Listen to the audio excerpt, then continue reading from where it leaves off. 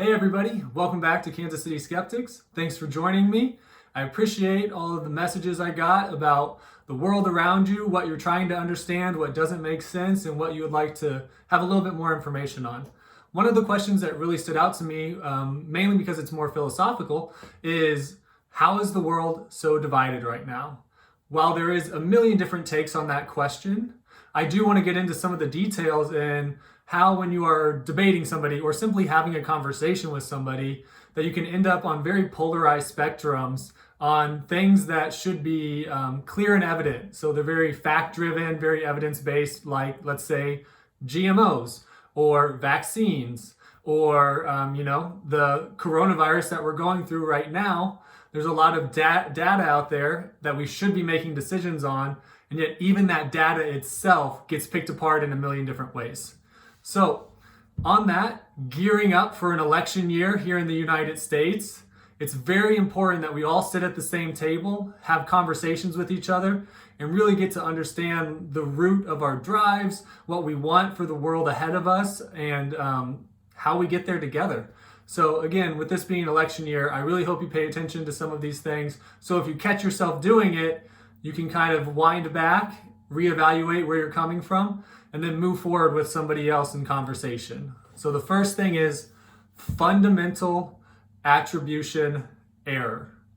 This is a cognitive bias that we have where I assume that all of my intentions and my actions are more a result of situational experiences that I am in, whereas you across the table, your actions and how you behave is a result of who you are deep down in your core. So maybe I do something that I am not very proud of, but I will tell you, I was in this situation, there was no other way out, I had to do it. Whereas you in that situation, I would say there had to be other ways to get out of that. This person clearly wanted to do that, they were looking for a reason to do that, and so they did it. They just used that as an excuse, that situation as an excuse. So that is fundamental attribution error, where we tend to blame people for their shortcomings as an identity, whereas ourselves, it's more situational, it's not who we are, it was accidental. Now, on the flip side of that, that also goes for good things. So you can use that exact same argument in a good way. They only did good because the situation allowed for it. Normally they're a bad person. And same for me, that everything I'm trying to do is good, and that's just who I am as a person. So moving on from that, another key point is in-group and out-group bias. We tend to cling on to the people we trust, and sometimes we take what they say as gospel. So whether it's a loved one, a friend, a professor, coworker, whoever, if we get into a discussion with somebody, let's say about vaccines, and I see that person across the table from me as being in a separate group from me, so maybe they are anti-vaccine and I am for vaccines, then whatever they say, I am viewing as outside of my group and therefore a lot less valid than what my group has to say. So everything, if you label yourself as pro-vaccine, I automatically assume that what you have to say is more valid than what anybody who is anti-vaccine has to say. Now, I don't want to blanket that statement and say that we should take all statements as equal in weight. That is not true at all. There is plenty of evidence out there that vaccines are safe. You should be getting them. 5G towers are not shoving them into your skin with microbots so the government can monitor you. Plandemic is a complete hoax. This is all very, very evident and should not be taken on the same weight as somebody who's telling you that vaccines are safe.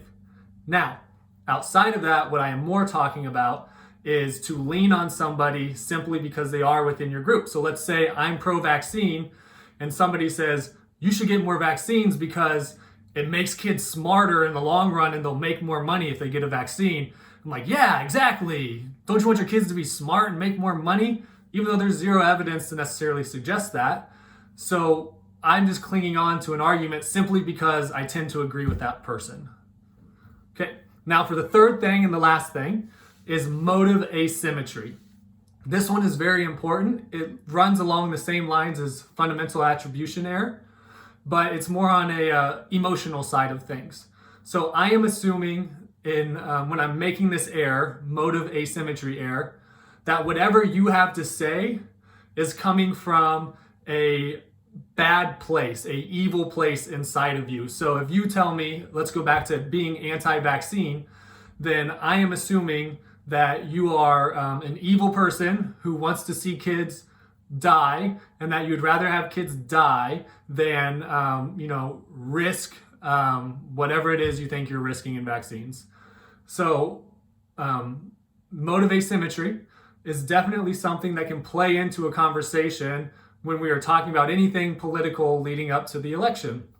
For example, if we're looking at taxation, then I might say, somebody who wants to decrease taxes, they're evil because that means a whole lot of people who need access to resources that they can't get by making their own money, that he is evil. He is neglecting that whole demographic of people, whereas everything I'm trying to do is innately good because I want to help all these people.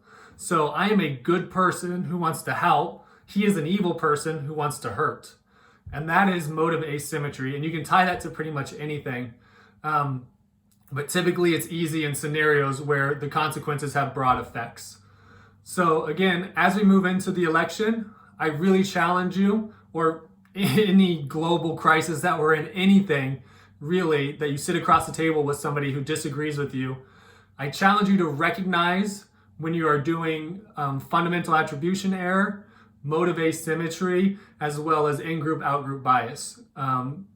With all of these things, it's more about how your brain is working rather than proving somebody right or wrong, because if you're more aware of how your brain is working, you can be more confident in the decisions you're making and what you're saying. And hopefully that helps all of us get to the same page and become a less divided country, and really a less divided world at that. So thank you for tuning in. I know this was a little long. Hopefully you stuck with me, and I hope you pay attention because we've got some good lineup of videos coming. We're going to talk about GMOs and the science of GMOs, and maybe why there's some division on that among people, and that the science says that they're good. We need GMOs. It's how the world's going to move forward. All right, thank you, and hope you tune in next time.